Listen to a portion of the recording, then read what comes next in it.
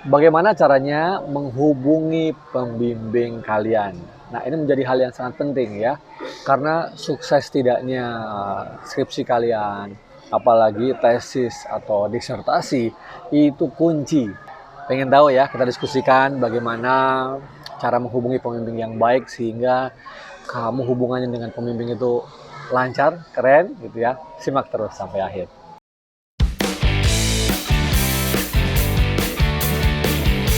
Selamat datang di channel Tirta Musitama. Di channel ini kita bersama akan belajar tentang tips sukses belajar di perguruan tinggi gitu ya.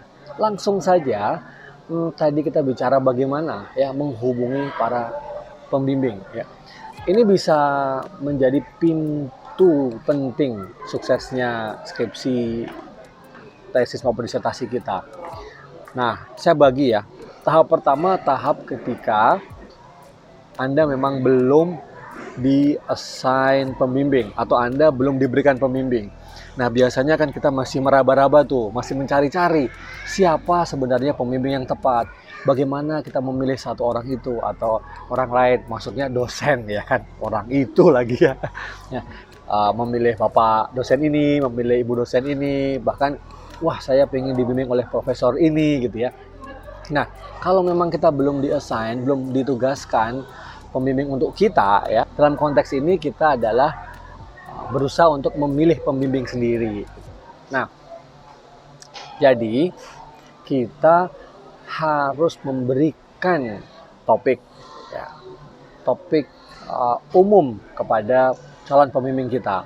Nah, setelah topik ya, topik umumnya, nah biasakan atau usahakan dengan memberikan tambahan-tambahan informasi yang lebih detail atau mungkin semacam abstrak ya, tapi kira-kira intinya adalah kamu itu mau menulis apa gitu secara umum saja. Misalnya topik tertentu, nah kamu jelaskan kira-kira di topik itu kamu mau meneliti apa.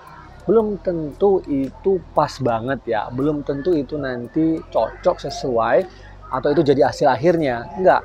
Tapi ini penting untuk memberikan sinyal gitu, memberikan informasi kepada calon pembimbing apakah topik ini tepat dibimbing oleh calon pembimbing tersebut gitu. Kalau topiknya dibaca atau dipahami oleh calon pembimbing kemudian dia tertarik atau beliau tertarik, nah tentu calon pembimbing akan, oh ya ini sesuai dengan topik saya atau saya juga tertarik nih kalau membimbing Anda di topik ini. Nah, klop deh sudah gitu ya. Nah, dengan catatan yang singkat tadi juga bisa memberikan masukan kepada pembimbing, kira-kira pembimbing itu nanti akan memberikan arahan atau memberikan pertanyaan seperti apa. Ya. Kalau tadi yang pertama memberikan gambaran terhadap topiknya, yang kedua mungkin adalah memberikan ruang kepada pembimbing untuk mencoba memberikan arahan ya, atau pertanyaan-pertanyaan yang mengarahkan lebih jauh lagi. Nah, di sini kesempatan kamu untuk bertanya. Kalau topiknya memang Bapak atau Ibu sudah setuju, nah dengan topik ini atau dengan pertanyaan penelitian ini kira-kira sudah sesuai atau belum? Atau dengan permasalahan seperti ini sudah cocok atau belum. Nah itu, jadi dua hal ini menjadi penting. Bagi pembimbing nanti, beliau akan berpikir, para calon pembimbing ini, kayaknya kalau kayak gitu kurang menarik deh gitu. Atau kalau kayak seperti itu pertanyaannya atau permasalahan penelitiannya, kayaknya kurang bagus atau tidak tepat gitu ya. Tidak dibilang salah gitu, apalagi kalau memang salah, oh itu salah gitu ya. Atau pembimbing akan memberikan informasi bahwa topik-topik kamu itu sudah banyak diteliti oleh orang lain atau diteliti di skripsi lain, tesis atau disertasi yang lain. Nah, ini di bagian awal ya, memberikan sinyal kepada calon pembimbing. Kemudian tujuan utamanya adalah agar pembimbing ya, calon pembimbing ini mau gitu membimbing kamu. Nah, ini dalam konteks kalau skripsi kamu ya atau topik penelitian kamu ini ya di kampus kamu itu bisa memilih pembimbing atau bisa mengusulkan pembimbing ya, walaupun nanti ya kata akhirnya ada di jurusan ya, ada di prodi gitu ya, yang menentukan siapa yang menjadi pembimbing kamu. Paham ya? Jadi di sini cara yang terpenting itu tadi memberikan topik, memberikan sedikit gambaran tentang kamu mau meneliti apa. Nah, yang kedua adalah cara komunikasinya gitu. Cara komunikasi dengan pembimbing itu. Nah, ini contoh saya ya. Kalau saya lebih suka mereka atau calon masuk bimbingan saya ini mungkin menghubungi saya lewat email atau lewat WhatsApp ya.